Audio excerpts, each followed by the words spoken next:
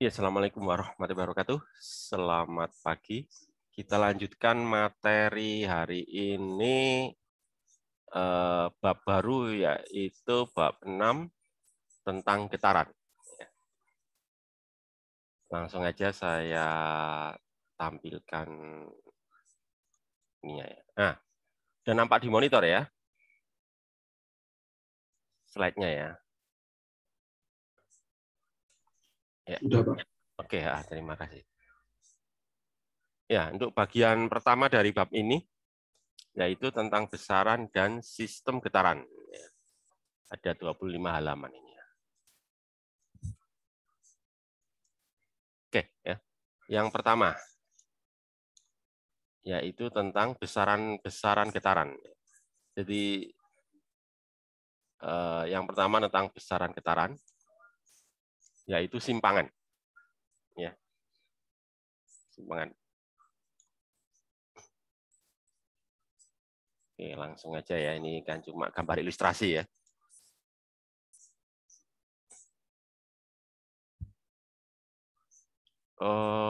Ini tentang apa ini? Getaran pada pegas ya. Getaran pada pegas. Oke lah, saya ikuti aja ya alur yang ada di slide ini. Jadi contoh ya, contoh sistem getaran yang pertama itu adalah sistem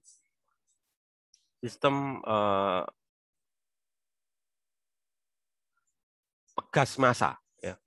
Jadi sebuah pegas dan sebuah balok dengan massa M, begitu ya. Seperti terlihat pada gambar itu ya. Jadi di sebelah kiri itu kan, sebelah kanan itu ya, kan ada 3 gambar.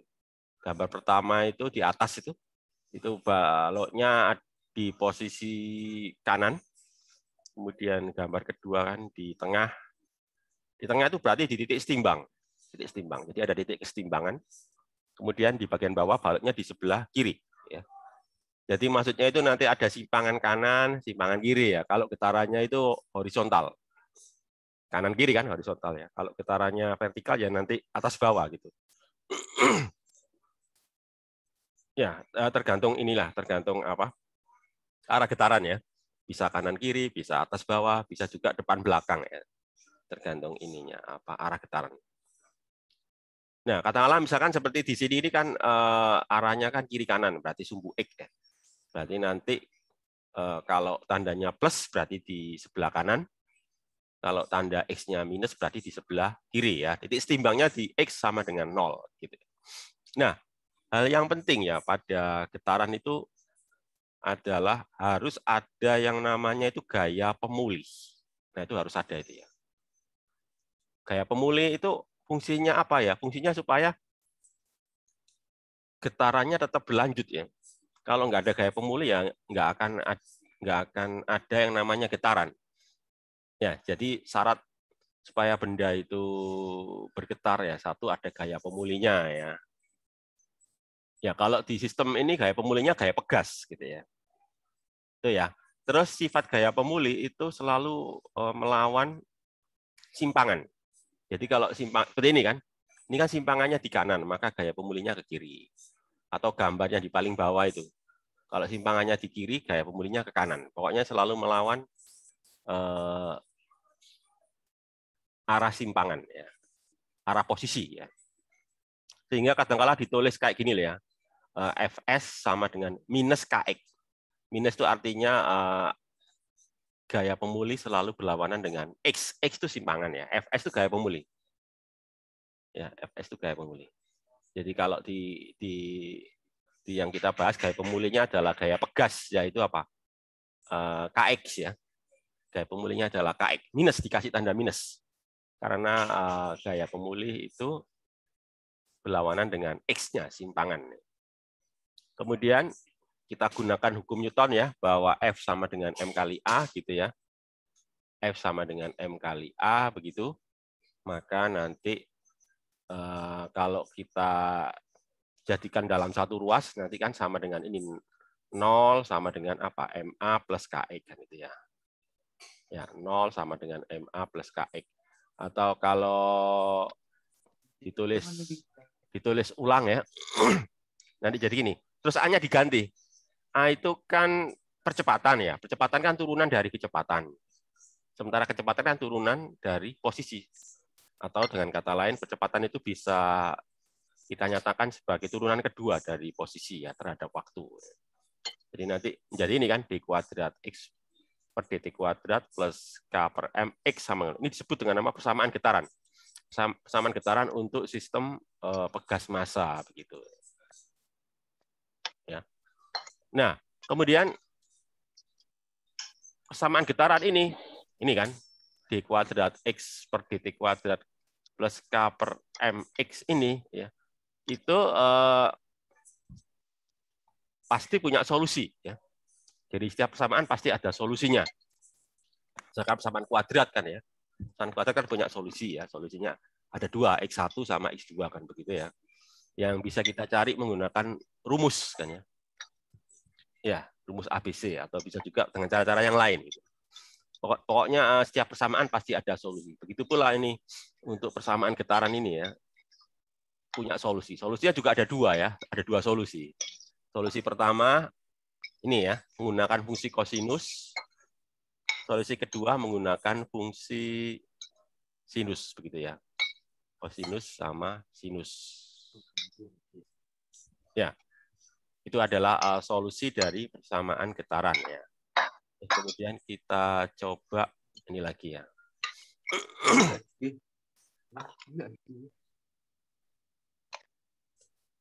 Ya, untuk bahasan selanjutnya sepertinya kita pilih yang solusi pertama ya, yang kosinus ya.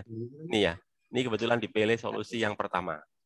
Apa bisa dipakai solusi yang kedua? Ya bisa ya, cuma ini kan sekedar pilihan aja. Di slide ini kita memilih solusi yang kosinus ya. Jadi ini persamaan getarannya, ini solusinya pakai fungsi kosinus. Kalau ini saya turunkan, nanti jadi kecepatan ya. Turunan dari posisi kan kecepatan. Jadi nanti ini menjadi kecepatan gitu ya. Kecepatannya adalah turunan dari kosinus. Turunan dari kosinus adalah turunannya kosinus itu apa? Turunannya fungsi cos itu apa? Minus sin, Pak. Min sin. Ya ini kan benar kan ini? Min sin ya. Dikali omega, jangan lupa dikali omega ya. Soalnya kan omega kan pengalinya ini ya. Pengali dari variabel T. Koefisien ya. Koefisien variabel T. Kalau saya turunkan sekali lagi, nanti jadi percepatan.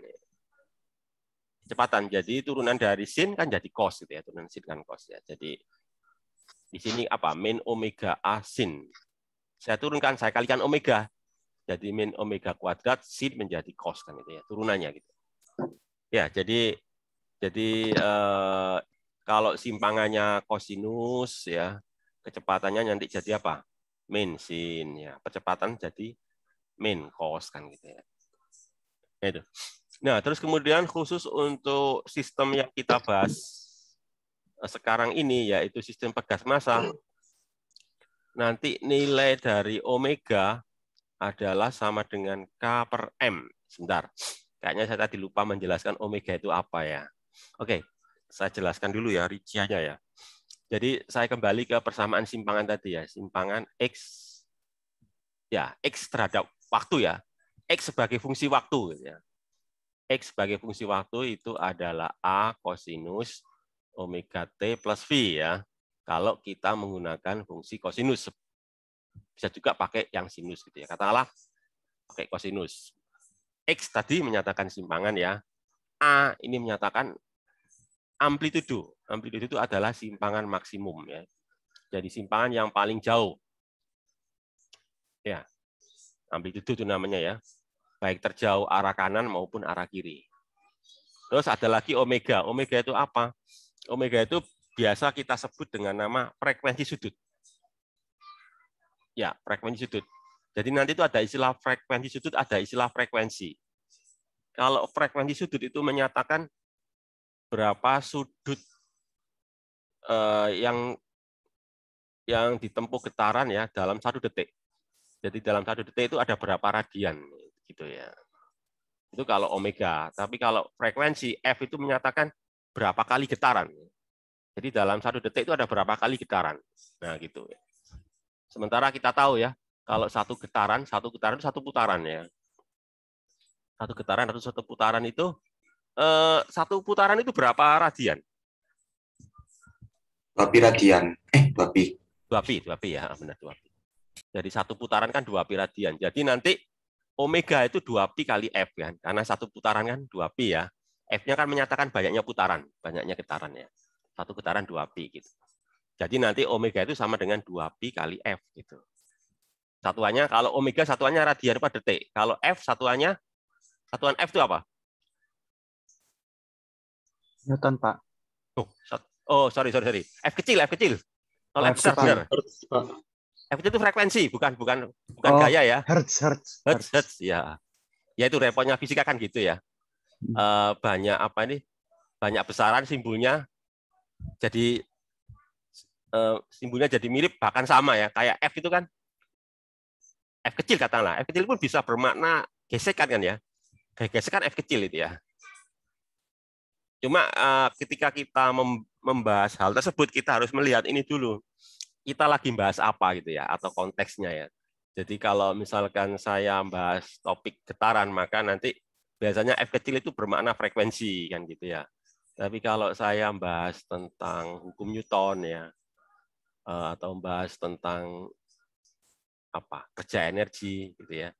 Maka F kecil itu nanti bermakna kayak gesek gitu ya. Repotnya kan seperti itu. Jumlah besaran itu kan sampai banyak deh, sampai jutaan bisa ya. Bahkan lebih itu ya. Sementara jumlah huruf kan sedikit ya. Jumlah huruf yang kita pakai itu berapa itu?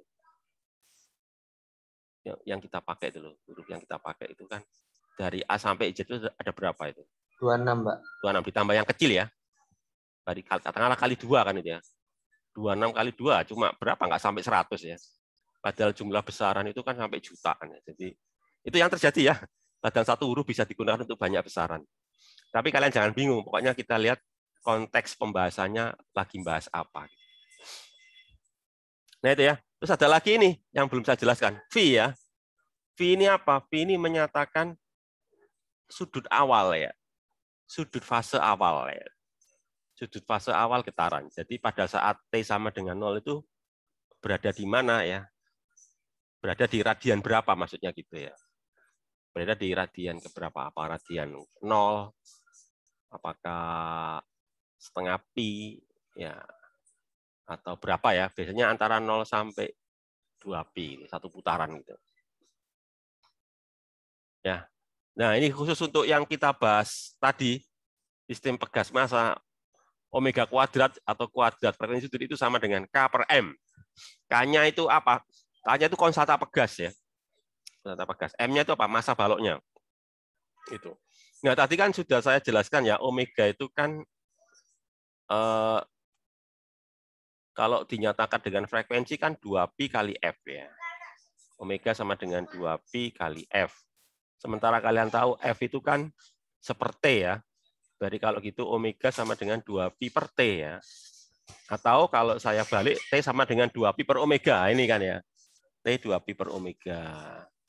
Atau 2 pi M per K ya. Karena omega itu kan akar K per M gitu. Jadi itu periodenya. Kemudian kalau tanya frekuensi ya tinggal kita balik ya. Berarti apa?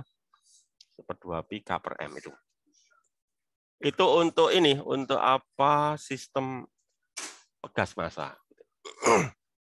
Kemudian kalau berikutnya tentang apa ini? Susunan seri. Oh, ini kalau pegasnya dirangkai dalam bentuk rangkaian ya. Tidak pegas tunggal, tapi pegas gabungan. Ya tergantung cara ininya ya. Cara nyusunnya. Kalau seri, itu nanti nilai konstanta pegasnya dihitung pakai seper nih ya.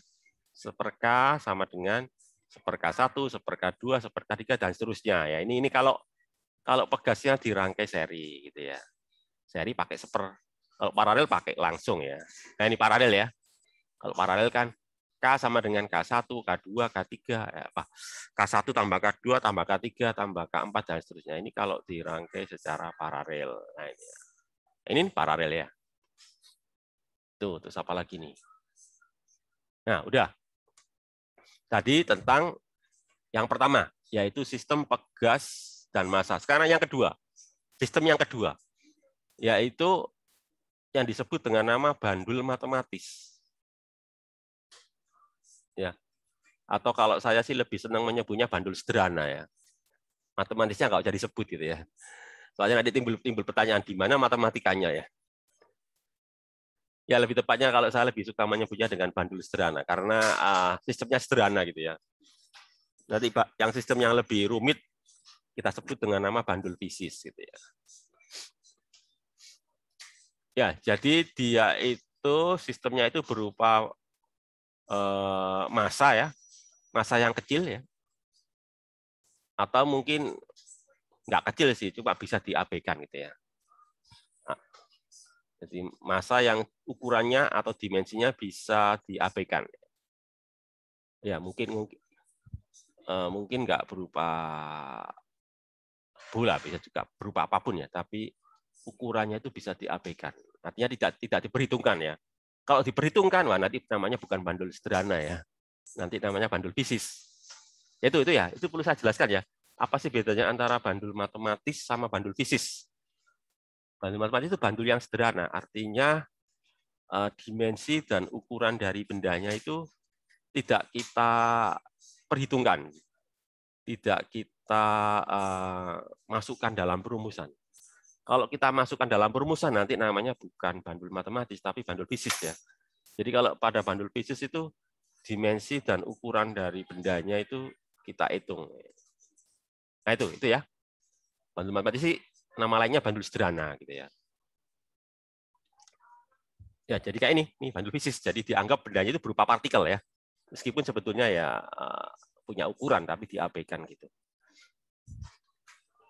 Ya jadi ada benda bermassa M ya, lalu diikat sama tali panjangnya L gitu ya, ini panjang talinya L gitu ya, terus diayunkan ya, dengan ayunan yang kecil. Maksudnya itu sudutnya nggak boleh lebih dari 15 derajat, itu aturan ya. Kenapa kok nggak boleh lebih dari 15 derajat? Itu nanti alasannya supaya rumus yang kita gunakan ya, rumus yang kita gunakan tadi loh, ini kan persamaan getaran tadi loh, ini kan tadi persamaan getaran ini tadi kan ya, itu berlaku ya. Ya, jadi supaya persamaan ini berlaku maka sudutnya harus kecil. Nah kalau sudutnya besar, bagaimana? Apakah tidak berayun? Ya berayun, cuma tidak mengikuti persamaan getaran ini ya.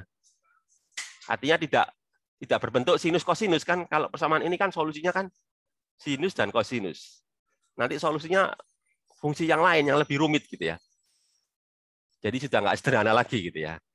Jadi maksud saya gitu. Jadi supaya ayunannya itu sederhana, harmonis gitu ya, maka harus sudut kecil, yaitu sudut yang kurang dari 15 derajat. Itu maksud saya begitu ya. Nah, itu ya. Kemudian apa gaya pemulihnya? Kalau tadi gaya pemulihnya kan pegas. Ya, pegas yang menyebabkan dia kembali ke titik setimbang ya. Kalau ini gaya pemulihnya apa ya?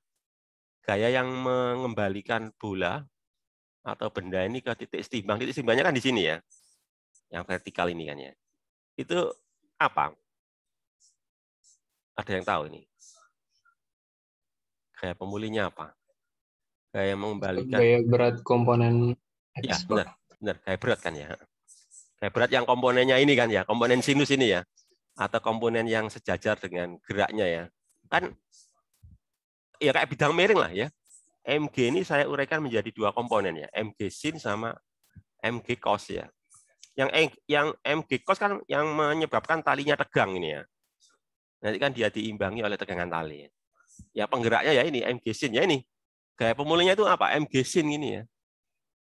Komponen ini, komponen gaya berat yang arahnya segaris dengan gerak ya. Nah itu gaya pemulihnya ya. Ya sehingga nanti persamaannya itu ini lah ini persamaan aslinya ya. Persamaan aslinya ini d kuadrat theta per dt kuadrat plus G per R sin theta. Cuma kalau ini saya tinjau ya, nanti gerakannya, atau bukan gerakannya sih, nanti penyelesaiannya rumit ya. Penyelesaiannya rumit. Jadi supaya penyelesaiannya sederhana, ini ya, tetanya harus kurang dari 15 derajat. Sehingga kalau tetanya kurang dari 15 derajat, sinus theta boleh saya ganti dengan theta ini loh. Ya, sin theta akan mendekati theta ya. Akan mendekati theta, nggak persis sih mendekati ya. Kalau sudutnya kurang dari 15 derajat. Tapi dengan catatan ya, tetanya tidak dalam derajat loh ya, tapi dalam apa? Dalam radian. Nah, kalian boleh cek sendirilah pakai kalkulator ya. Coba misalkan katakanlah sinus 10 ya, coba kalian cek. Sinus 10 derajat itu berapa ya? Terus coba 10 derajat kalian ubah ke radian. Nanti kan nilainya kan sama ya. Atau hampir sama lah. Hampir sama antara sin theta dan theta dalam radian ya, bukan derajat ya. Nah, itu sehingga nanti persamaannya jadi inilah. Kalau ini kan solusinya persis seperti yang saya bahas tadi, yaitu apa, fungsi cos atau fungsi sin gitu loh ceritanya ya. Nah, nanti ini kan. Nah, ini kan fungsi cos, ini dipilih fungsi cos ya. Nah, cuma bedanya kalau yang pegas massa tadi kan omega kuadratnya kan K per M. Lah kalau ini omega kuadratnya ya ini G per L ini ya. Bedanya cuma itu sih. Ya, diganti apa? G per L. Jadi artinya bergantung sama gravitasi ya. Bergantung sama gaya tarik bumi. Kalau tadi kan bergantung sama konstanta pegas ya. Nah, itu. Nah, itu ya, itu yang sederhana. Sekarang kalau yang tidak sederhana. Jadi artinya ukuran-ukuran benarnya juga dihitung ya. Ya ini namanya ya. Bandul fisis. Nah, ini. Ya, bandul fisis. Jadi kalau bandul fisis nanti apa namanya tuh? Gaya pemulihnya apa? Gaya pemulihnya. Gaya pemulihnya juga sama kayak bandul sederhana, yaitu apa? Gaya gravitasi ya. Ini kan ya, gaya gravitasi ini kan. Di sini analisnya menggunakan torsi ini ya. Jadi menggunakan tinjauan rotasi, bukan tinjauan tanlasi. Kalau tadi kan tinjauan tanlasi ya, ini tinjauan rotasi ya. Torsi lain ini kan mg kan gaya berat ini ya. MGD sin theta. Jadi torsi yang ditimbulkan oleh gaya berat ya. Ini loh, gambarnya kayak gini. Ini kayak apa ini? Mungkin kayak benda apa ini? Pokoknya ini mungkin gini loh. Mungkin kalian bisa ngasih contoh. Apa contoh bandul fisis itu? Mungkin ada yang tahu. Di SMA dulu pernah disampaikan oleh guru kalian. Contoh bandul fisis itu apa? Bandul dari batang, Pak. Ya, benar. Dari batang ya. Penggaris lah. Mungkin di sekolah kalian dulu ada penggaris ya. Penggaris dari kayu tuh. Penggaris itu papan tulis ya. Itu penggarisnya digantung gitu ya. Kan biasanya ada lubang di penggarisnya itu ya, digantung di paku terus diajunkan. Nah, itu namanya bandul fisis itu. Jadi nggak pakai tali ya. Kalau tadi kan pakai tali. Itu bandul fisis. Apalagi selain penggaris, figura ya. Apa foto ya. Foto atau figura yang karena biasanya ditancap, bukan ditancap ya, digantung di paku ya. Figuranya kalian goyang. Nah, itu kan figuranya kan berayun, itu bandul fisis. Pokoknya bandul apa saja selain yang tadi ya, selain bandul sederhana tadi, selain bandul matematis tadi itu ya. Itu masuk kategori bandul fisis. Karena penggaris kan mesti punya ukuran panjangnya berapa ya. Figura kan punya ukuran ya. Panjangnya berapa, lebarnya berapa, tebalnya berapa kan gitu ya. Itu contoh-contoh dari atau sapu ya. Sapu kalian gantung ya. Sapu lantai dulu. Kalian gantung itu juga bandul fisis itu. Nah, contohnya ini ya. Jadi di sini pakai torsi ya. Nanti torsinya kayak gini. Nah, sama kayak tadi ya. Kita melakukan pendekatan yaitu apa ini? Tetanya kurang dari 15 derajat. Kenapa ya? Alasannya kayak tadi. Supaya nanti solusinya berupa fungsi sinus kosinus. Kalau enggak gitu nanti solusinya jadi fungsi-fungsi yang rumit ya. Fungsi-fungsi yang masuk dalam kategori ini fungsi apa itu? Fungsi namanya itu fungsi apa ya? Lupa saya namanya. Aduh, lupa saya. Pokoknya masuk dalam kelompok fungsi-fungsi khusus ya. Ya, jadi lebih rumit lah fungsinya itu. Supaya sederhana maka ayunannya harus kecil ya, yaitu apa? Kurang dari 15 derajat. Nanti jadinya ini kan. Solusinya ya ini. Bisa fungsi cos, bisa fungsi sinus ya. Nah, terus omeganya apa? Kalau tadi bandul sederhana kan omega kuadrat G per L ya. G gravitasi, L kan panjang tali ya. Kalau ini M, G, D per I ya. M itu apa? M masa bandul. I itu apa? Momen inersia bandul. Ya, dia. Jadi kita harus menghitung momen inersia bandulnya berapa kan gitu ya. Jadi kalau misalkan berupa penggaris, ya momen inersia penggarisnya berapa? Kalau seperti ini momen inersia penggaris. Terus D itu apa? D itu ini loh, D. Kan ada D nih. D itu jarak ini, pusat bandul, CM ini ya. Pusat massa bandul terhadap ini, poros ya. Poros atau titik putar ya. Titik di mana kita mutar bandulnya. Nah, ini. Itu D ya. D itu adalah jarak pusat bandul terhadap titik poros. Gampangnya gitu ya. Itu bandul fisis. Nah, ternyata masih ada lagi ya. Jadi sudah berapa tadi yang kita pelajari ya? 1, sistem pegas massa. 2, bandul sederhana, bandul matematis ya. Ya. Terus 3, tadi bandul fisis ya. Nah, ini yang keempat, bandul puntir. Ya, bandul puntir. Dulu di SMA membahas bandul puntir nggak? Pelajaran fisika getarannya. Disinggung nggak atau dibahas nggak? Ada pembahasan tentang bandul puntir dulu. Di SMA belum. Belum ya? Berarti Belum tahu. belum tahu, belum nggak dibahas ya? Belum pernah, Pak. Belum pernah ya bandul puntir ya. Tapi kalau bandul fisis kan dibahas ya. Sudah, Pak. Ya pasti ya, soalnya itu populer ya. Bandul sederhana, bandul puntir sederhana. Mungkin yang bandul puntir ini nggak populer ya. Nggak terlalu populer, makanya nggak dibahas itu ya. Tapi ya perlu saya bahas sedikit di sinilah. Jadi bandul puntir itu sesuai namanya ya, puntir. Puntir itu kayak apa ya?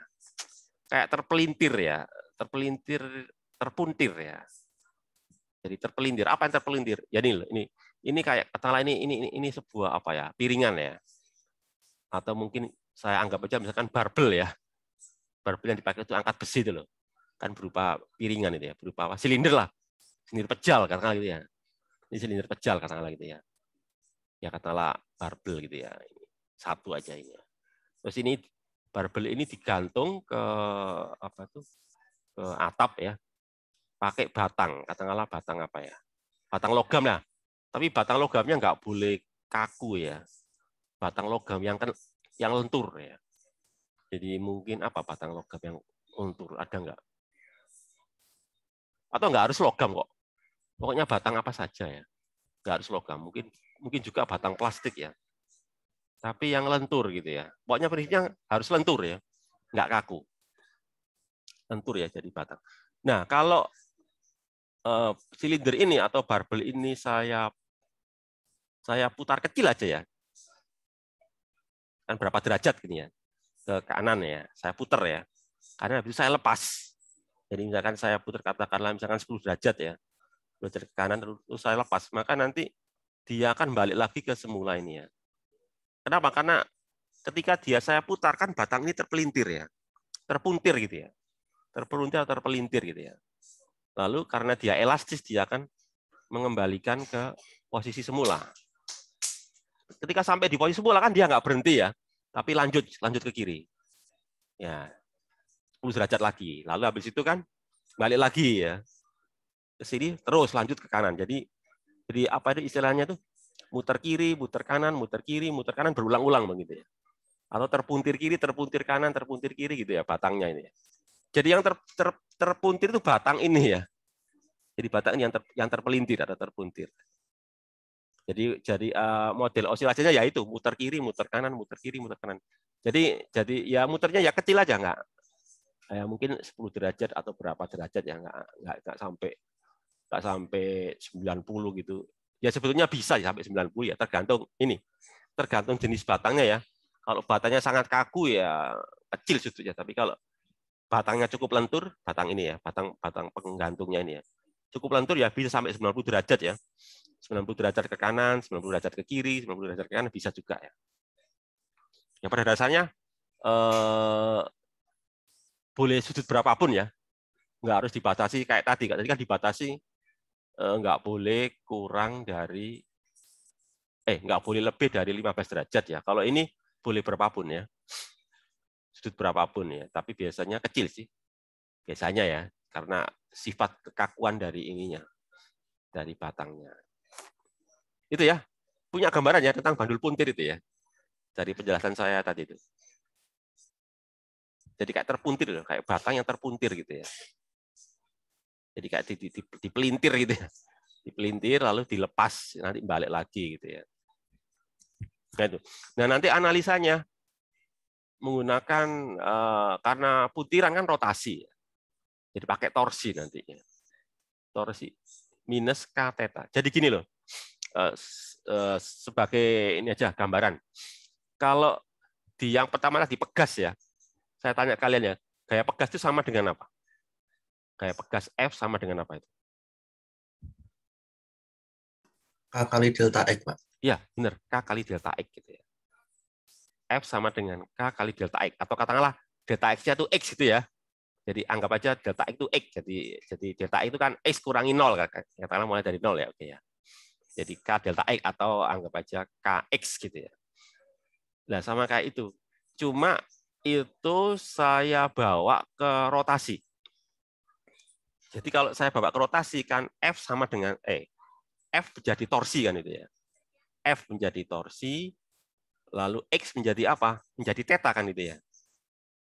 X kan meter, meter jadi sudut kan, radian. Nah, kayak gitu. Jadi sebetulnya bandul puntir itu ya mirip kayak bandul pegas, cuma dia geraknya itu rotasi. Ya, jadi kalau kalau pegas itu kan X-nya itu kan kanan kiri ya, X terus ke kanan, X-men ke kiri ya, terus ada gaya pegas gitu ya, yang sebanding ya. Jadi F sebanding X kan. Nah kalau pada bandul puntir juga sama, jadi nanti ada theta plus, theta minus ya. Ya, theta plus berarti putarannya melawan jam gitu ya, theta minus arah sudutnya searah jam gitu ya. Tapi itu bolak-balik ya. Misalkan 10 derajat lah. 10 derajat, jadi 10 derajat positif, min 10 derajat negatif gitu ya. Tapi dalam radian ya, nggak boleh derajat ya. Terus kemudian ini kan, torsi sama dengan K theta. Nah ini.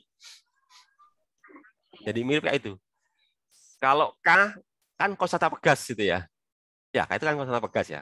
Di sini juga mirip, cuma kita menyebutnya bukan konstanta pegas ya, konstanta puntir ya. Jadi konstanta puntiran lah gitu ya, konstanta puntir. Jadi konstanta puntir ini ada kemiripan dengan konstanta pegas. Kalau K itu satuannya apa? Konstanta pegas itu satuannya apa? Newton per meter, Pak. Ya, benar, Newton per meter. Nah, kalau di sini satuan dari konstanta puntir, Newtonnya jadi torsi kan. Satuan torsi itu apa? Newton kali meter, Pak. Ya, benar, Newton kali meter atau Newton meter gitu ya. Terus kalau satuan theta kan radian. Jadi kalau gitu satuan dari konstanta puntir apa? Newton meter per radian gitu ya. Ya sama kayak pegas loh. Pegas itu kan Newton per meter ya. Newton dibagi meter, soalnya gayanya Newton, X-nya meter. Ini juga gitu kan.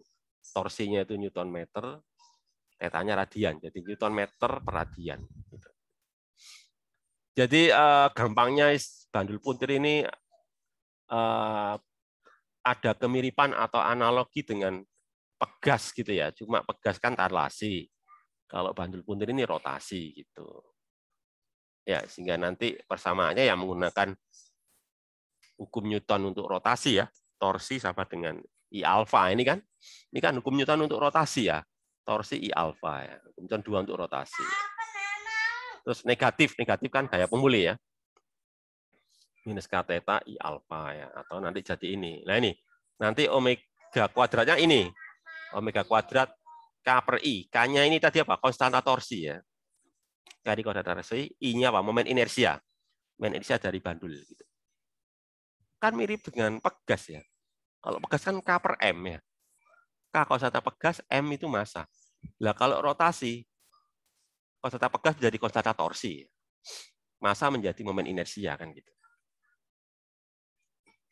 Jadi sebetulnya bandul puntir ini ya mirip, bukan mirip, punya analogi dengan bandul, kok dengan bandul, dengan pegas, cuma dia geraknya rotasi gitu ya. Nah terus berikutnya apa ya? Nah sudut fase ya, sudut fase awal. Jadi kondisi awal tadi ya. Bagaimana untuk menentukan kondisi awal? Ini kalian pernah lihat gambar ini ya? Atau pernah lihat videonya ini ya? Di internet ya, di YouTube barangkali ya. Ada kok video yang kayak ini nih. Jadi ceritanya ini kan ada banyak bola ini ya. Di sini ada berapa? 5 bola ya. Yang bola di sebelah kiri diayunkan ya. Nanti nabrak bola kedua nabrak bola ketiga, tapi nggak gerak dia ya. Jadi nabraknya itu nggak gerak ya. Tapi langsung itu deh. Jadi dia istilahnya apa? Penerusan tumbukan ya. Jadi bola 1 numbuk bola 2 tanpa bergerak ya. Langsung numbuk bola 3 pun tanpa bergerak numbuk bola. Jadi istilahnya itu apa? Penerusan momentum ya. Sampai nanti akhirnya bola terakhir baru gerak ya. Geraknya dia naik gitu ya. Habis itu naik turun terus dia nanti balik lagi nabrak lagi. Sekarang berayun ke sini gitu ya. Jadi sebenarnya yang berayun itu cuma apa? Bola di ujung kiri dan bola di ujung kanan. Yang di tengah-tengah nggak gerak ya, diem ya. Dia hanya berperan untuk meneruskan momentum. Nah itu kira-kira gambaran apa itu? Gambaran penjelasannya ya. Jadi sebetulnya di situ selain proses ayunan juga ada proses tumbukan atau nama lainnya kekalahan momentum ya, yang sudah kita bahas di bab 4 itu. Nah, sekarang ke persoalan tadi ya, sudut fase awal. Nah ini ada 2 gambar ya, gambar kiri dan gambar kanan. Ini beda di kondisi awal. Kalau di gambar kiri kan kondisi awalnya itu apa? Baloknya berada di ujung ya, ujung kanan dalam hal ini. Jadi pada kondisi awal balok ada di ujung kanan atau di simpangan terbesar gitulah gampangnya ya, amplitudo ya, amplitudo kanan. Nah kalau yang digambar sini ini kondisi awalnya berada di tengah ya, di titik setimbang. Ini titik setimbang. Nanti pengaruhnya di apa? Di tadi dinilai sudut fase awal begitu nanti bedanya di situ. Katakanlah kita pakai kosinus ya. Kita pakai kosinus ya seperti tadi ya. Kan sebenarnya ada 2 pilihan, pakai kosinus atau pakai sinus. Tadi kita sudah milih pakai kosinus ya. Katakanlah pakai kosinus gitu ya. Maka untuk kondisi yang pertama ini ya.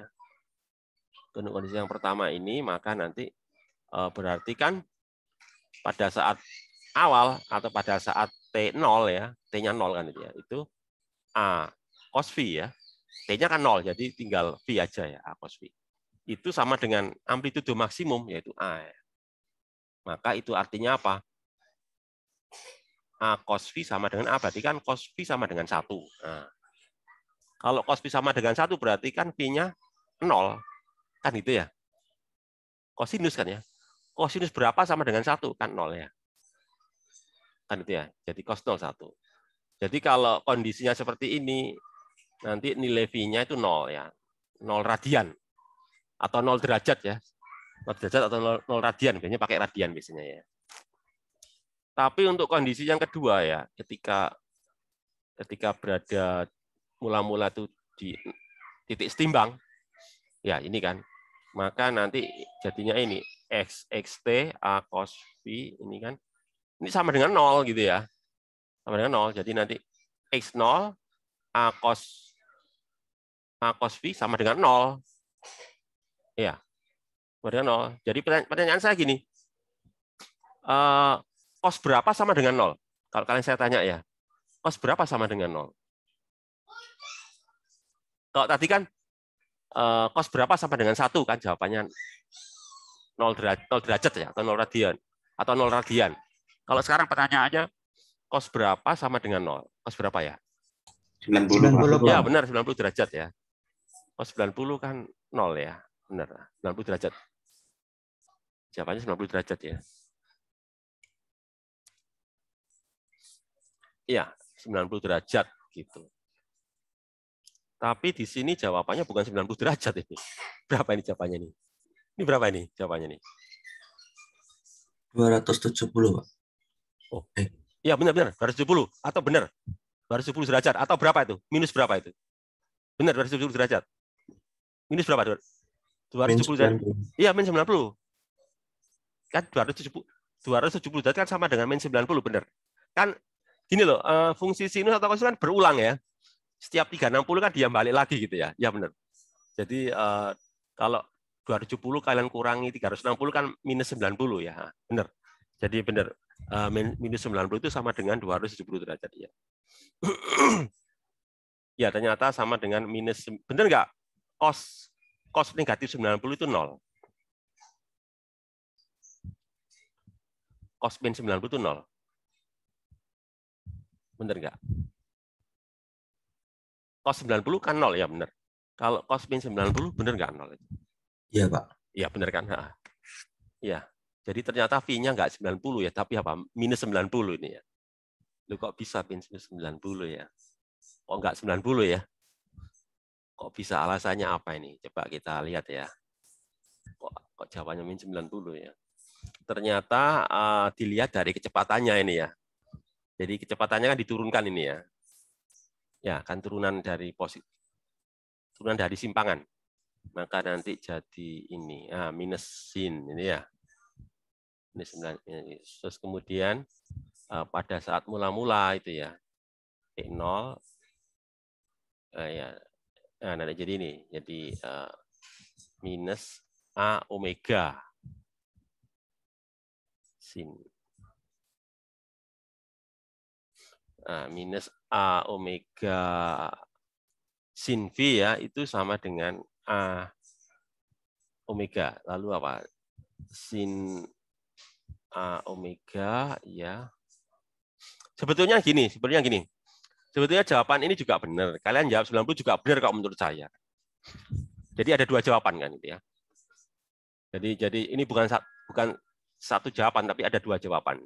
Jadi kalau kondisi seperti ini ya itu kemungkinannya bisa 90 derajat, bisa juga apa itu min 90 ya. Ya bergantung sama ini sih, sama apa itu arah dari kecepatannya ya. Bergantung sama arah dari kecepatannya ya. Kalau seperti ini kan arah kecepatannya ke kanan. Iya, kalau benar ke kanan gini ya. Kalau kondisi ke kanan ya benar ini kan, ke kanan kan plus ini ya. Ya benar, kalau ke kanan ya min 90. Tapi kalau ininya ke kiri ya. Jadi ya benar. Jadi kembali ke ini, kondisi kecepatannya bagaimana? Jadi ketika di posisi timbang kan ada dua kemungkinan ya. Ketika balok berada di posisi timbang kan dia nggak diam. Jadi kayak ayunan itu loh. Ayunan ketika dia berada di titik paling bawah kan dia nggak diam, tapi punya kecepatan kan ya, punya energi kinetik. Nah itu tinggal kita lihat arah geraknya kemana. Kalau arahnya geraknya ke kanan seperti pada contoh ini, ya benar. Nanti jawabannya min 90 ya. Tapi ketika ditimbang arah geraknya nggak kanan tapi ke kiri gitu ya, maka nanti jawabannya 90 derajat ya. Ya, jadi kembali ke yang warna merah ini loh. Yang panah merah ini, panah merah kan menyatakan ini ya, apa ini? Arah kecepatan. Ini kan arah kecepatannya positif ini kan, omega A ini ya. Positif ya benar sih. Kalau ini jawabannya min 90, tapi kalau sebaliknya kalau arah yang warna merah ini ke kiri ya, maka nanti jawabannya 90 derajat. Gitu ya penjelasannya ya. Nah, sekarang balik ke tadi ya, kecepatan dan percepatan ya. Ya, jadi ya kecepatan ya dari ini, dari turunan simpangan ya. Kalau kecepatan ya diturunkan 2 kali. Ya, jadi kalau pakai cos ya kecepatannya ya min sinus. Kalau diturunkan jadi apa? Min kosinus kan gitu ya. Turunkan lagi gitu ya. Nah, ini sepertinya mau melihat grafiknya ya. Grafik antara simpangan, kecepatan, dan percepatan. Grafiknya seperti ini ya. Sebetulnya yang menarik dari grafik itu yaitu ini, kaitan antara simpangan dan percepatan. Coba kalian amati ya, grafiknya ya, antara grafik simpangan dan percepatan. Grafiknya gimana nih kira-kira? Coba perhatikan ya, ketika simpangannya maksimum, puncak ya, percepatannya lembah gitu ya. Gitu kan?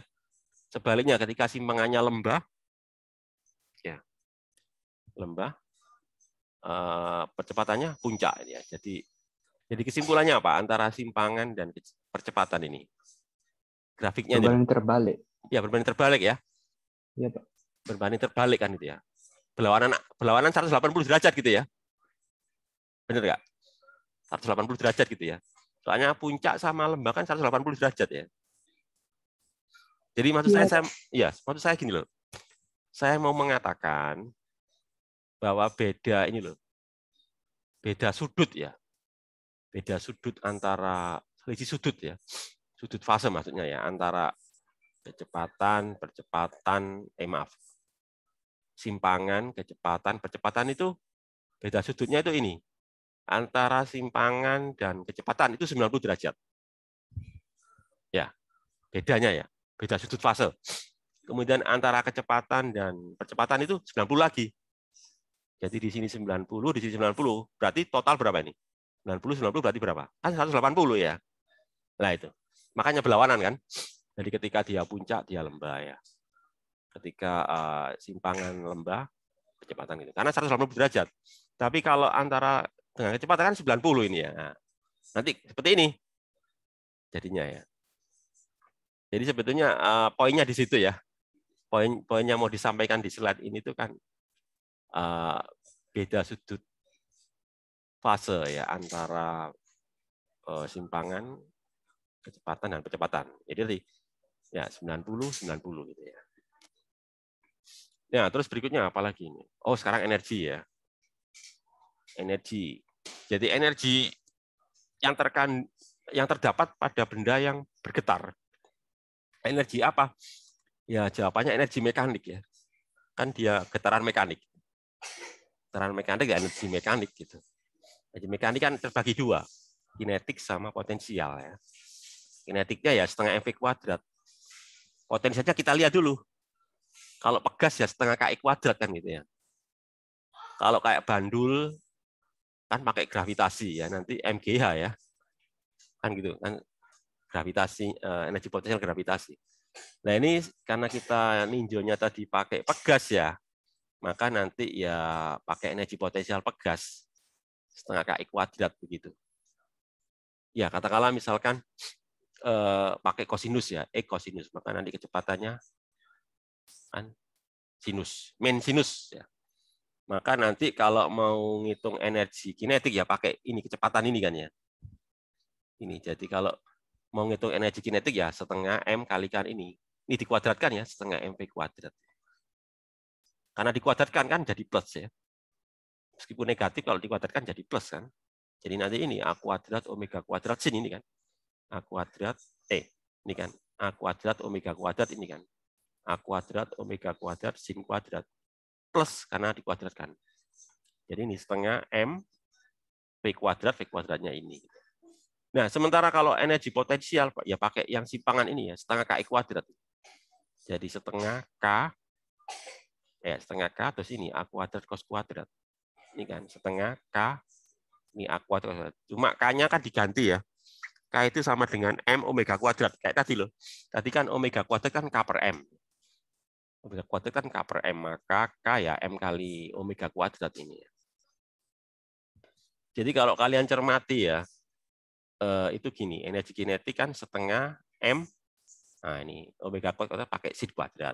Sementara kalau energi potensial setengah M omega kuadrat cuma pakai cos kuadrat.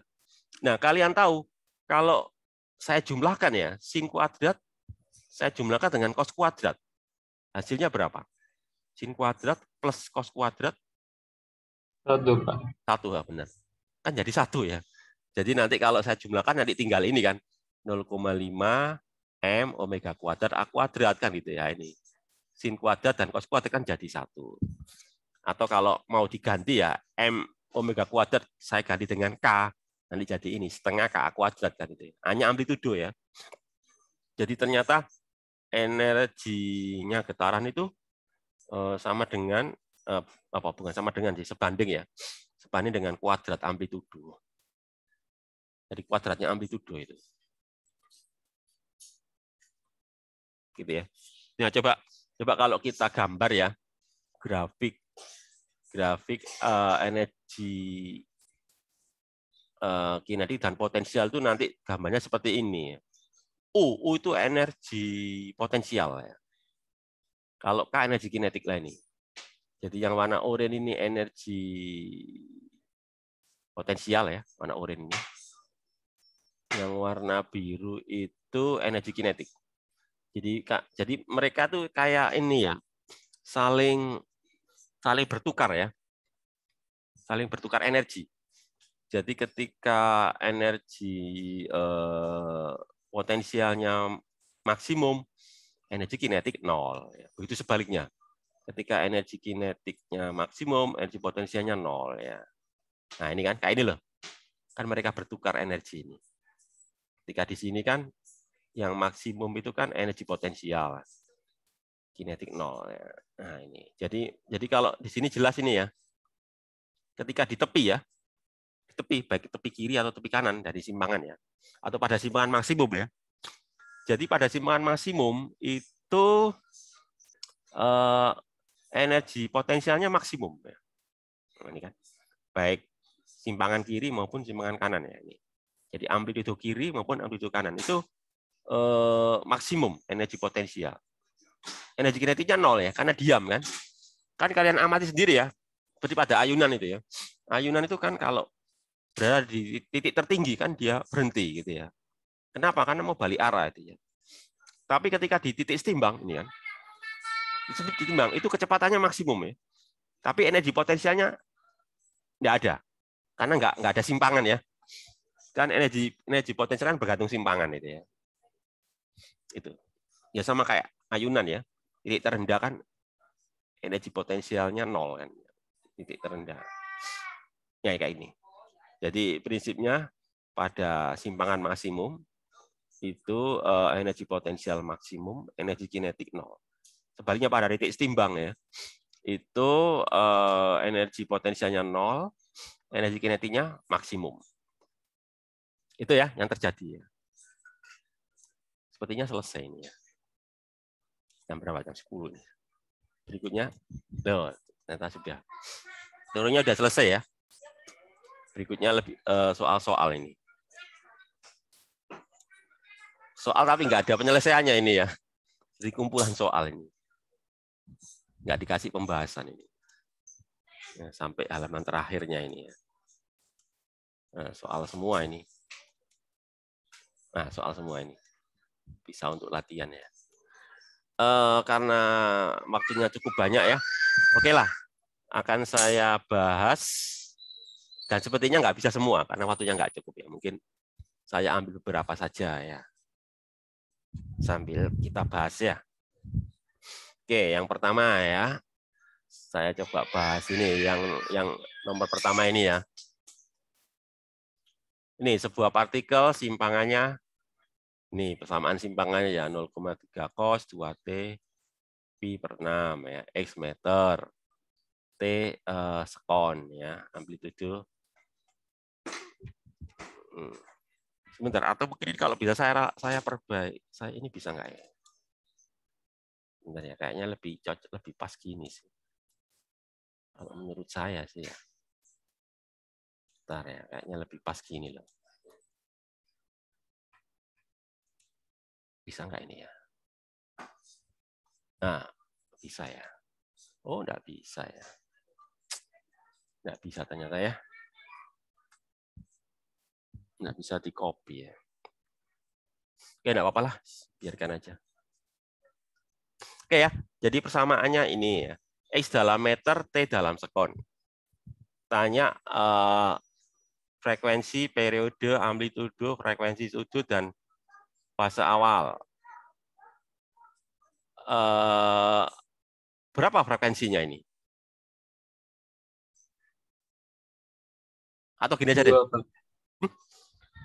2 itu frekuensi apa frekuensi sudut? Frekuensi sudut. Frekuensi sudut ya.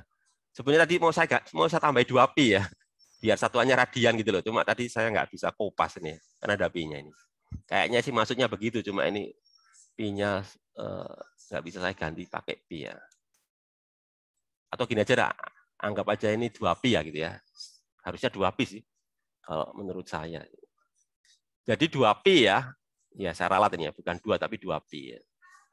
Jadi 2 pi itu sebetulnya bukan frekuensi tapi apa? Frekuensi sudut gitu ya. Nah, kalau tahu frekuensi sudut, nyari frekuensi bagaimana? Katakanlah frekuensi sudutnya 2 pi. Berarti berapa frekuensinya? 1, Pak. Ya, tahu dari mana, Tegar? Kok 1? Apa namanya? Kan rumusnya frekuensi sudut itu kan omega sama dengan 2 pi F lah. Oh, Kalau, benar. Ya, benar. jadi kalau frekuensinya itu tinggal bagi aja. Ya, F sama dengan omega per 2 pi. Ya, benar sekali. 2 pi dibagi 2 pi kan itu ya, Tegar ya.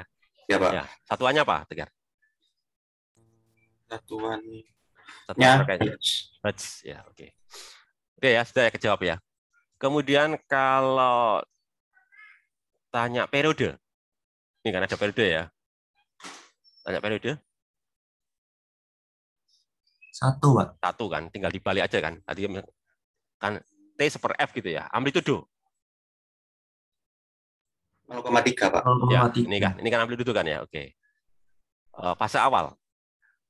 Lebih tepatnya sudut fase awal ya. Sudut fase tambah sudut. Berapa sudut fase awalnya? Sudut fase awal berapa? Ini sampai sudut aja ya. Berapa sudut fase awal? Ya ini loh, pi per 6 ini kan sudut fase awal ini. Tadi loh, yang dibahas tadi loh, yang VV tadi loh. Ini loh, tadi kan saya bahas itu sih. Mana sih tadi? Mana di sudut fase awal tadi? Fase awal tadi ya. Mana tadi? Nah ini loh, penentuan sudut fase ini loh, kan bahas itu sih. Bahas ini kan, bahas apa? Ini loh, bahas ini kan. Bahas ini kan, ya. Ya, tadi kan kalian sudah nyebut benar omega, amplitudo, omega. Yang berikutnya kan ini kan, V ini. V ini apa? Sudut fase. Sudut fase awal maksudnya ya. Lebih lengkapnya gitu ya. Sudut fase awal ini, kurang awal ini. Sudut fase awal ini maksudnya. Sudut fase awal. Nah, gitu ya. Sudut fase awal. Oke ya, itu sudut fase awal. Nah, balik lagi pertanyaan tadi.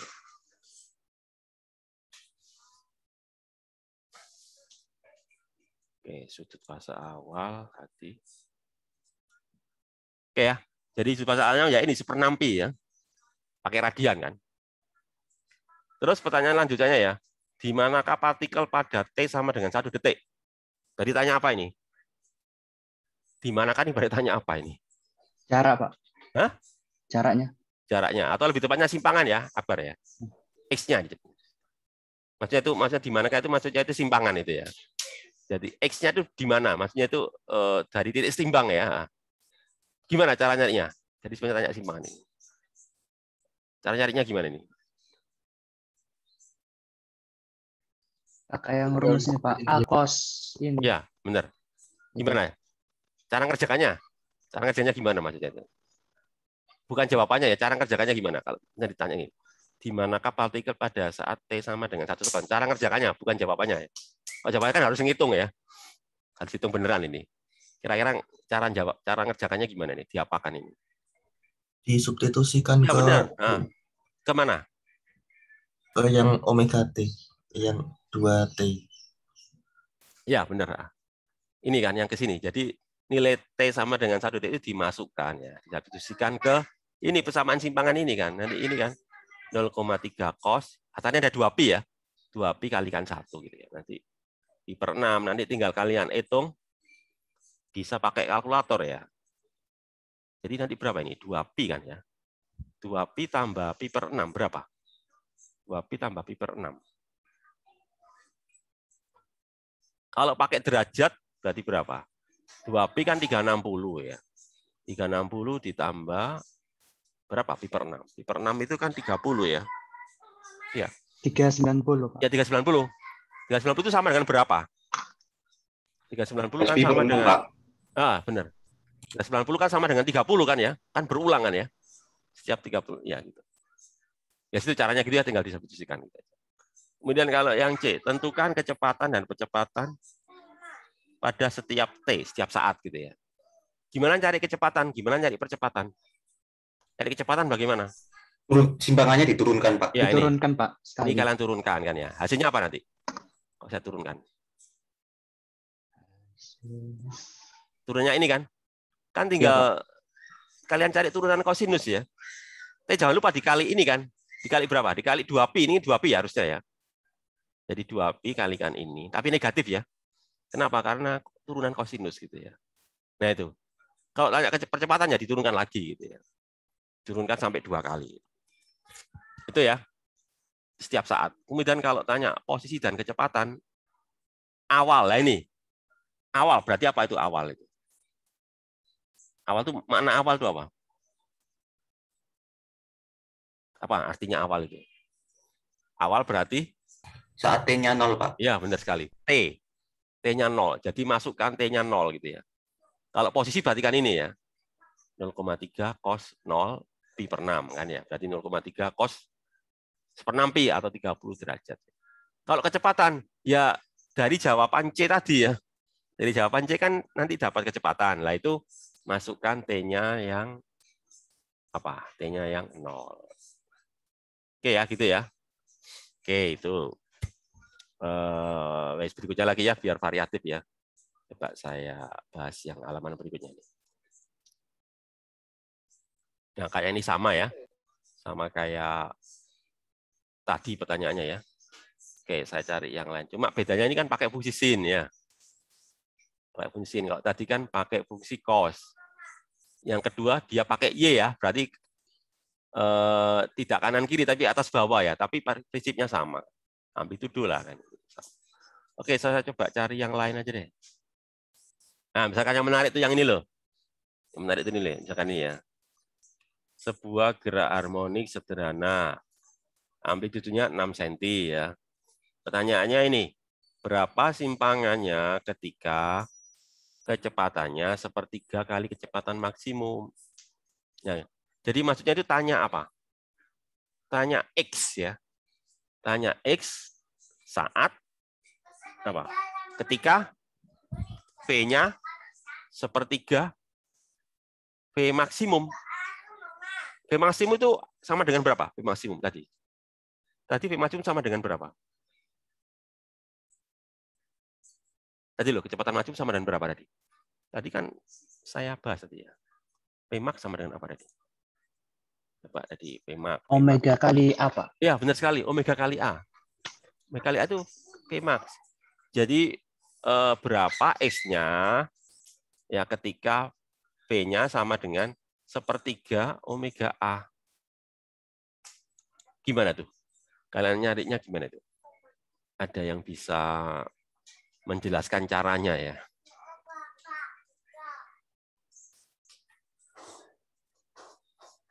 Soal ini pendek ya, tapi paling rumit kayak dibanding soal-soal yang lain ini. Ya, soal ini panjang tapi masih gampang lah. Soal ini agak lain lah gitu ya. Jika kalau saya jelaskan pakai ngomong juga nggak bisa, maksudnya nggak bisa efektif gitu ya.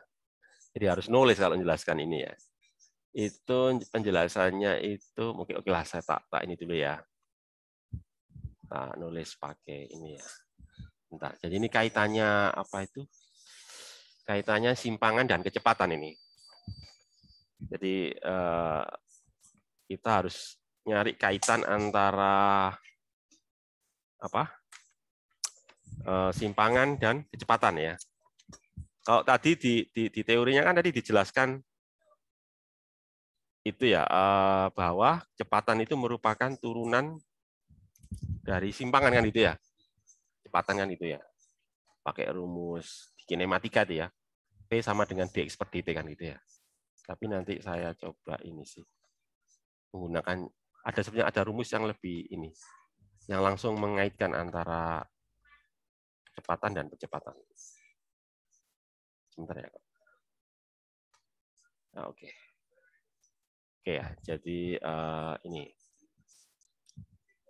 Bentar ya, saya tak ganti media. Medianya saya ganti ini. Udah nampak whiteboard ya? Whiteboardnya sudah muncul di monitor? Sudah, Pak. Oke, jadi gini. Saya beri nama aja. Kaitan ya. Kaitan apa? Simpangan dan kecepatan ya. Ya, kaitan simpangan dan kecepatan lah gitu ya. Kecepatan getaran maksudnya ya. Nah, tadi kan pakai kosinus ya. Tadi pakai kosinus ya. Jadi tadi kan dipilih pakai kosinus. Apa enggak bisa pakai sinus? Ya bisa. Cuma ini kan masalah pilihan aja ya. Ini kan XA kosinus ya. Kosinus ini kan omega T plus V. Ini kan. Kalau saya turunkan kan jadi kecepatannya. Karena kosinus maka nanti kecepatannya jadi turunan kosinus kan minus tadi ya. Minus apa tadi?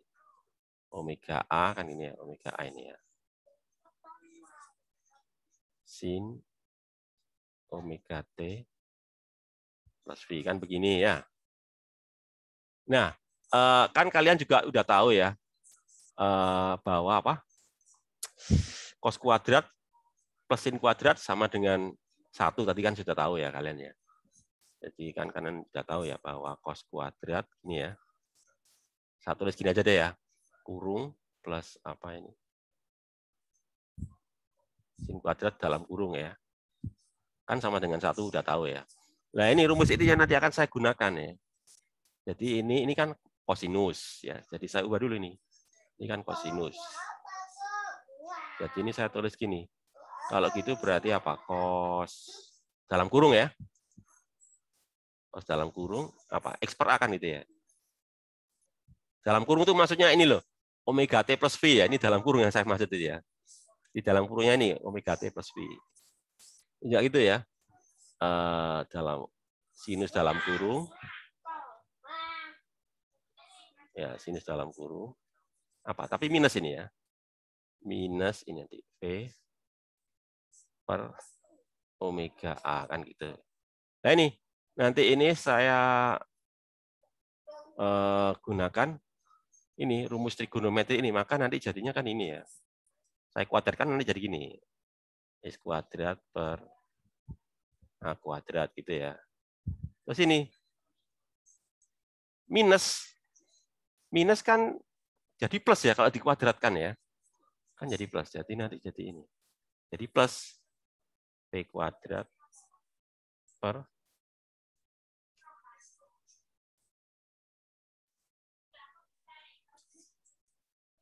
gini ya. Gitu kan. Sehingga nanti kalau itu saya pindah ke kiri, nah jadi gini kan.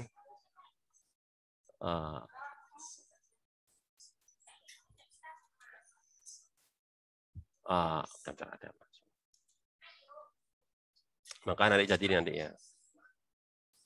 Omega kuadrat X kuadrat ya. Plus P kuadrat sama dengan ini nanti ya. Nah, gini kan. Ya. Sehingga nanti dari sini kan saya bisa nulis gini kalau gitu ya. Berarti apa? P kuadrat sama dengan ini nanti. Omega kuadrat dalam kurung ya. A kuadrat min X kuadrat kan gitu ya. Sehingga nanti artinya apa? V omega ini kan lalu dikali akarnya ya. Akar apa ini? A kuadrat dikurangi kuadrat. Nah ini ya. Ini adalah rumus yang mengaitkan antara simpangan dan kecepatan. Nah, ini nanti yang akan kita gunakan untuk menyelesaikan soal tadi itu ya. Jadi kan tadi soal tadi mengatakan ini kan. Jadi gini kan soalnya tadi ya. Kalau apa? V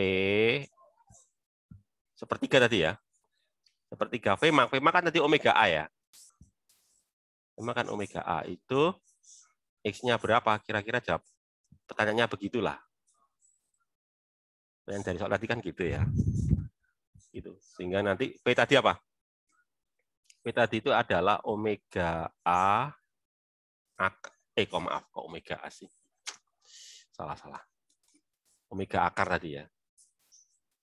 Omega akar tadi ya. Omega akar A kuadrat dikurangi E kuadrat kan ini. Ini sama dengan sepertiga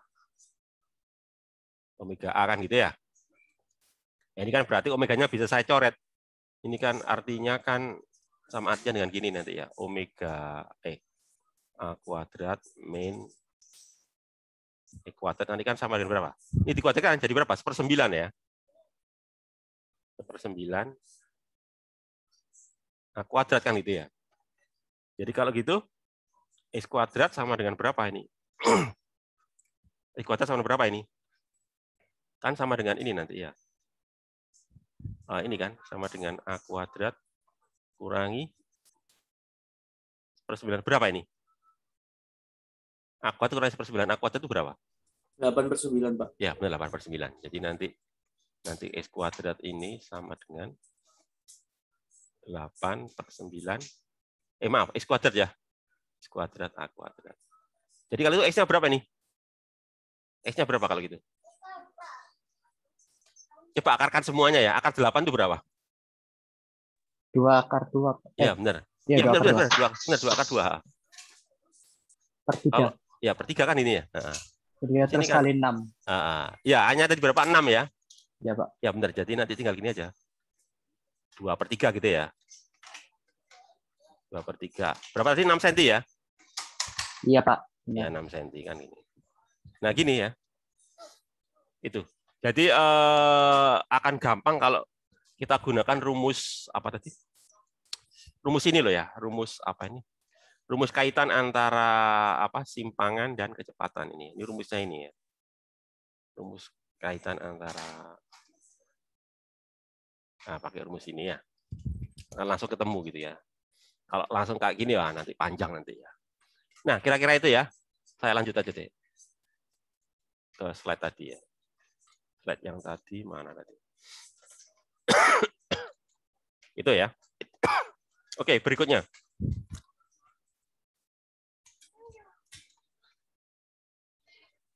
Oke, mungkin saya pilihkan soal-soal yang agak berbeda gitu ya. Katakanlah misalkan ini ya. Katakanlah ini ada 3 pegas ya. Ini seri apa paralel ini? Seri apa paralel gini nih? Hubungannya, Pak. Gimana? Mikdom tadi ya? Hubungan seri dan paralel. Iya, kayaknya. K1, K2 paralel. Benar. K1, K2 kan paralel ya. Terus habis itu dengan K3 gimana? Seri. Jadi K1 dan K2 paralel ya, tapi nanti seri dengan K3 kan gitu ya. Nah, ini ditanyakan apa ini? Jika pegas diberi beban 5 kg, tanya pertambahan panjang masing-masing pegas. Jadi katakanlah K1 berapa? Ini sama semua loh ya. K-nya sama semua ya. Ini K-nya 300. Jadi K1 300 Nm. K2 juga 300 Nm. K3 juga 300 Nm. Terus dikasih beban apa? 6 kg. Pertanyaannya pertanyaannya adalah X1 berapa, X2 berapa, dan X3 berapa ya. Nah, gitu. Nah, sekarang coba kalian hitung berapa gayanya ya. Berapa gaya yang pada pegas keseluruhan itu gayanya berapa itu? Gaya yang menyebabkan pegasnya molor itu loh. Berapa besar gayanya? Kalau G-nya 10 ya. Berapa gayanya? Kan gaya berat itu. Ya, benar kan? Kan penimbul pegas molor kan ini 6 kilo ini. Iya, Pak. Jadi berapa? Kalau kalian kalikan 10 jadi berapa itu? 60, Pak. 60 ya, 60 Newton. Jadi gaya penyebab molornya pegas itu 60 Newton. Ya. Nah, cuma nanti pegas 1 dan pegas 2 berbagi gitu kan ya. Gitu ya. Kenapa? Karena dia paralel ya. Jadi kalau paralel itu berbagi beban ya. Berbagi beban. Kebetulan mereka identik ya. 300 Jadi nanti berbagi bebannya kalau identik anggap aja sama gitu ya. Jadi nanti gini maksud saya. Pada pegas 1 nanti dia menahan beban separuhnya kan. Jadi 30 Newton, pegas 2 juga 30 Newton, tapi pegas 3 keseluruhan kan. Ya. Jadi pegas 3 ini menahan beban 60 Newton, tapi pegas 1 dan pegas 2 30 Newton. Sudah. Dari situ kan kalian bisa ngitung itu X1-nya berapa. Ya, kan F-nya udah tahu.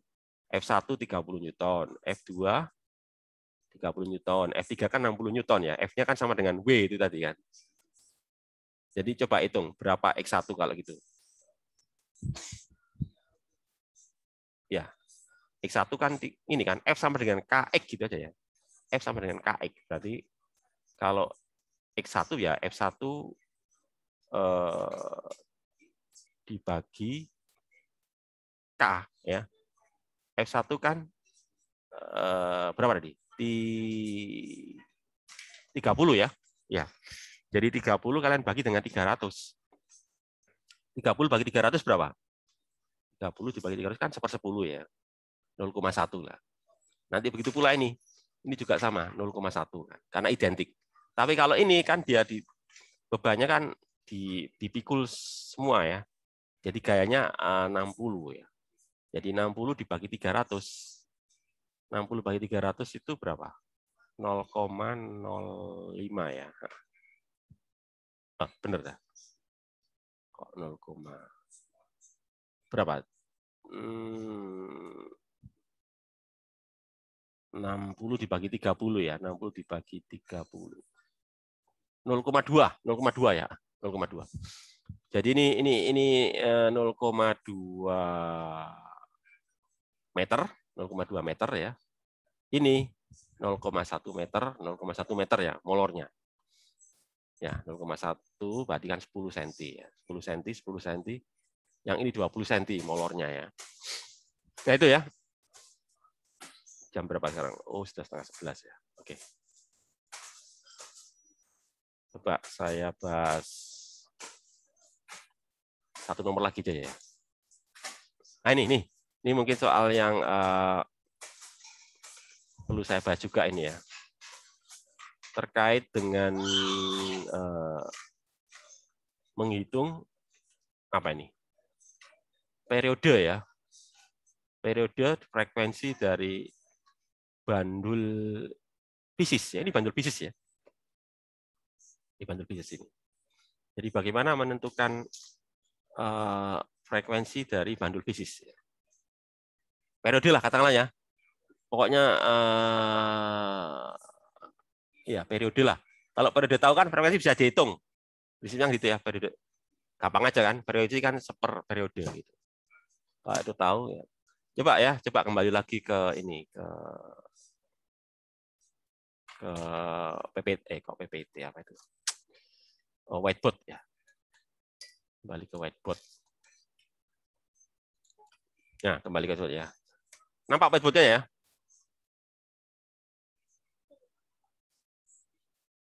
Nampak whiteboard-nya ya? Nampak, Pak. Kan? Oke. Nampak whiteboard ya?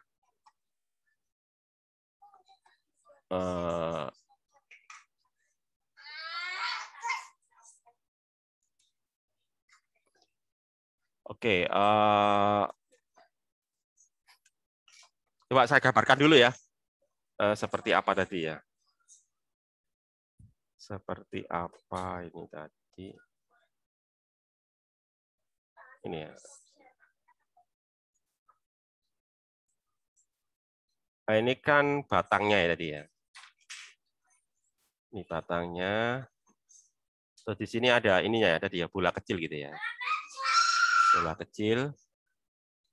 Ini porosnya di sini nih ya. Ini poros. Ini porosnya ya. Ini poros. Ya, ini masanya M ya. Ini masanya M ya. Ini juga masanya M kan gitu ya. Panjangnya tadi apa? L gitu ya. L. Rumus periode bandul fisis tadi apa tadi? Periode untuk bandul fisis ya. Periodenya untuk bandul fisis itu adalah ini kan ya. T 2pi ya. Yaitu I per ini rumusnya ini ya.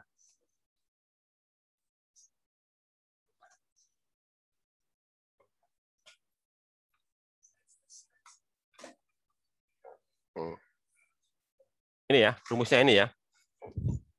Ini adalah rumus periode untuk bandul fisis.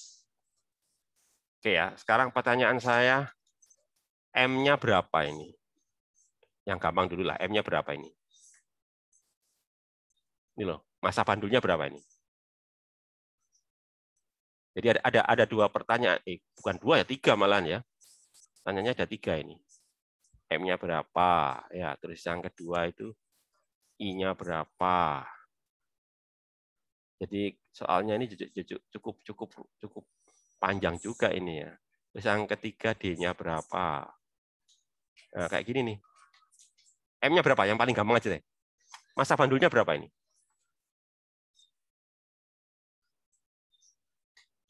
Ada yang tahu? Dari gambar, lihat gambar ini aja deh. Jadi bukan angka loh ya. Bukan angka ya, tapi huruf-huruf ini. Jadi nggak usah nyebutkan angka lah. M-nya berapa ini? 2M, Pak. Ya, benar sekali. 2M besar ya. Oke, benar. 2M besar, benar sekali. Hanun. Oke, benar sekali yang Hanun. Kemudian kalau I-nya, momen inersia bandulnya.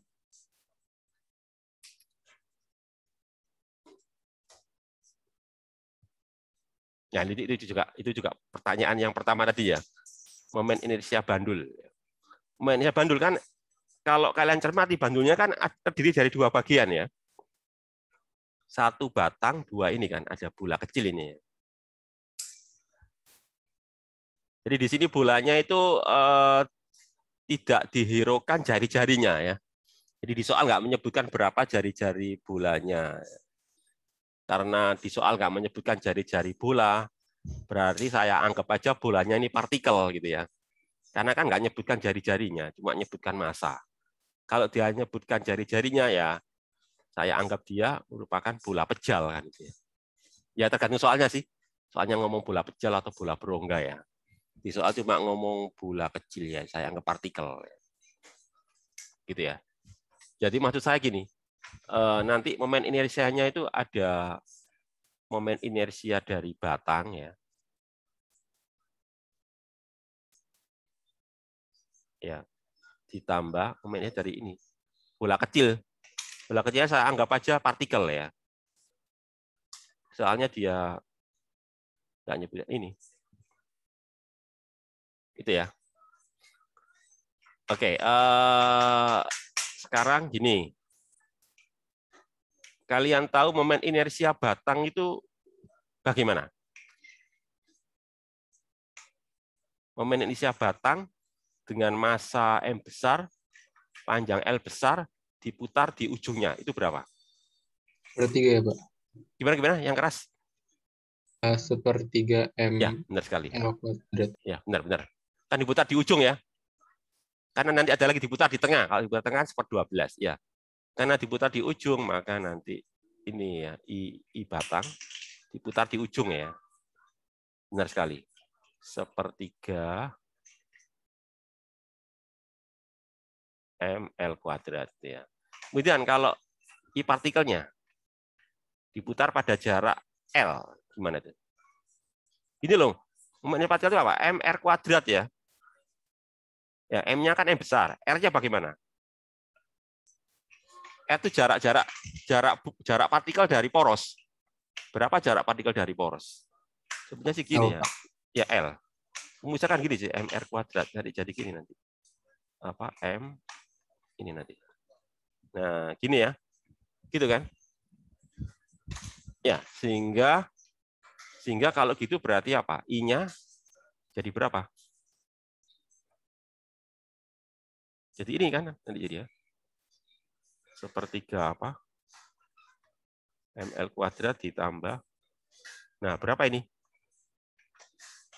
Berapa ini? 4/3 ml Ya, kuadrat. ya, benar sekali. Nah, udah kejawab ya. Pertanyaan A sudah kejawab ya. Nah, ini. Nah, sekarang pertanyaan berikutnya kita harus nyari ini D. Tadi D itu apa? Ya, kalian harus jelas dulu D itu apa tadi. D itu adalah pengertiannya ya. D itu jarak pusat ya. Pusat massa maksudnya itu ya. Pusat massa bandul. Ya, pusat massa bandul dari titik poros. Bandul ini tulisannya nggak jelas itu antara. Bandul maksud saya ini ya. Nah, ini bandulnya.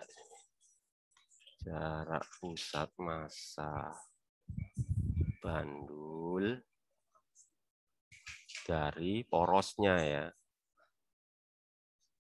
Jaraknya berapa itu? Pusat massa bandul dari poros. Berarti kan porosnya udah tahu, yang kita belum tahu itu apa? Pusat massa ya. Pusat massanya di mana ini?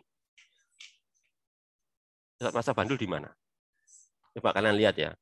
Kan bandulnya terdiri dari 2 benda ya. Batang sama bola kecil atau partikel ya. Kalau pusat batang di mana? Katakanlah gimana? Katakanlah ini nolnya di sini ya. Sebetulnya misalkan ini pakai Y ya, pakai Y lah. Ini Y sama dengan 0 misalkan aja ya. Katakanlah ke bawah positif ya. Mungkin harusnya ke bawah negatif ya, tapi biar nggak bingung, biar nggak ribet, anggap aja ke bawah positif ya. Harusnya negatif tapi tidak apa-apa lah. Biar kan kalian ngerti maksudnya kan. Ini 0, berarti kan posisi partikel kan berarti di berapa ini? Y sama dengan L kan ini ya. Gitu kan ya. Ini posisi partikel ya. Nah, kalau pusatnya batang kan pasti di sini ya. Ini kan pusatnya batang kan di sini ya. Gitu kan? Berapa ini? Ini kan pasti apa? Ini kan pasti apa ini? Sini nih ya. Sini ini pasti ini kan. Sini pasti apa? Y sama dengan setengah L ya dia. Iya, Pak, setengah L. Nah, sekarang pertanyaan saya, pusat bandulnya di mana?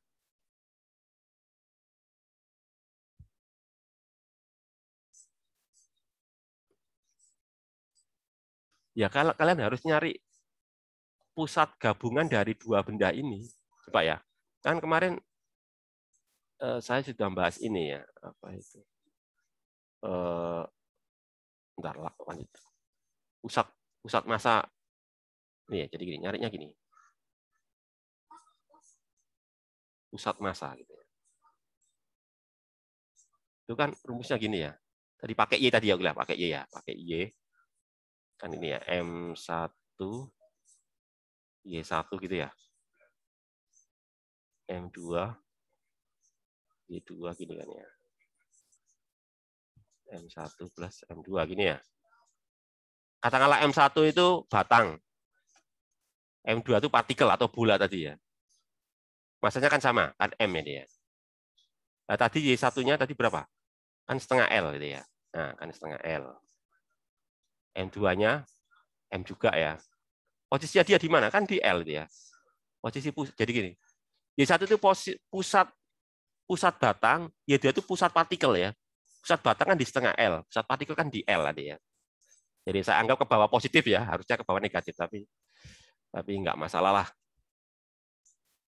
Ya, sehingga nanti apa ini per apa ini ya,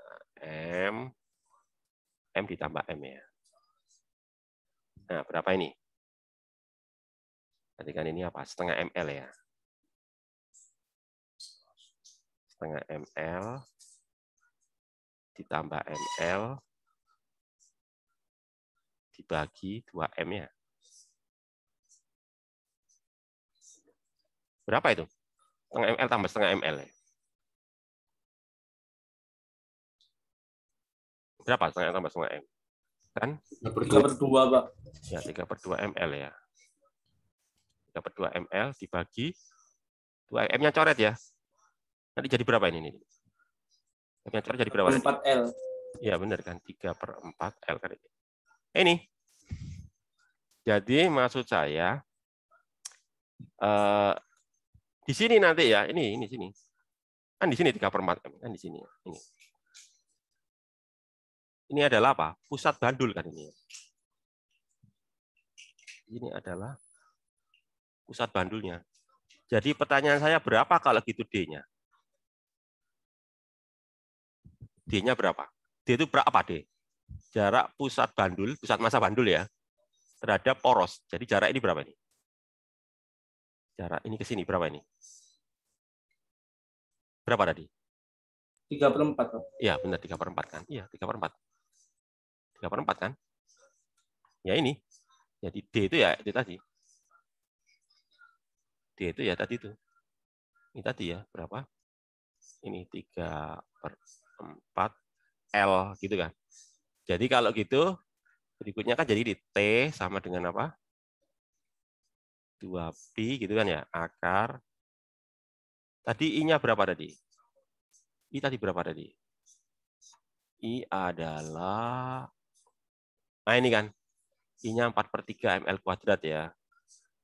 Oke, I-nya adalah 4/3 ml kuadrat. Oke ya. I-nya adalah 4/3 ml kuadrat. Terus apa? M-nya tadi berapa? 2M ya. M-nya kan 2M. 2M lalu G. Terus D-nya berapa tadi? Itu berapa D-nya? 3/4 L gitu ya. Nah, ini gini nanti. Nah, gini nanti ya. Ya, 4/3. Jadi nanti jadinya nanti gini. Kalau gitu berarti T 2pi akar berapa tadi? 4/3 ml kuadrat per berapa itu? Per berapa ini? Kali 2 ya, jadi berapa ini? 3/2 ya. 2 kali 3/4 kan 3/2 ini ya. Koreksinya.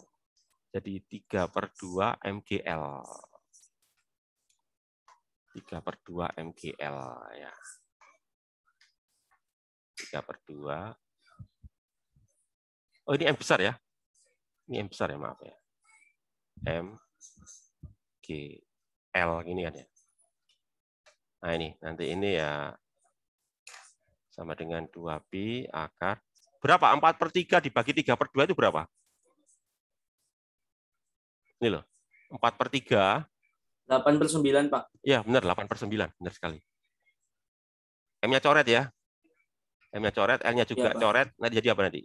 Gini nanti kan jadi apa? L per G gini kan ya. Gini kan? Iya, Pak. Ya, L per G ya, atau kalau dikerjakan ya nanti jadi gini ya. 2pi berapa ini? Kayak tadi ya. 2/2 ya. Ini per 3 ya. Ya, nanti ini berapa ini? Ini biarin aja gini aja nanti ya. L per G gini aja kan ya. Ya, atau kalau ditulis di sini lagi ya nanti jadi gini lah. Berapa itu? 4/3 ya. Gini aja deh. 4/3. 4/3 akar 2 ya. Pi gitu ya. Pi lalu berapa ini akal. Wes hitung sendiri ya, L-nya berapa, G-nya berapa ya. Ya waktunya juga sudah lewat ini ya. Sudah lewat 8 menit ya. Oke, saya akhiri aja karena waktunya habis. Saya akhiri aja. Assalamualaikum warahmatullahi wabarakatuh. Waalaikumsalam. Terima kasih, Pak. Terima kasih, Pak. Ya, sama-sama. Terima kasih, Pak. Sama-sama.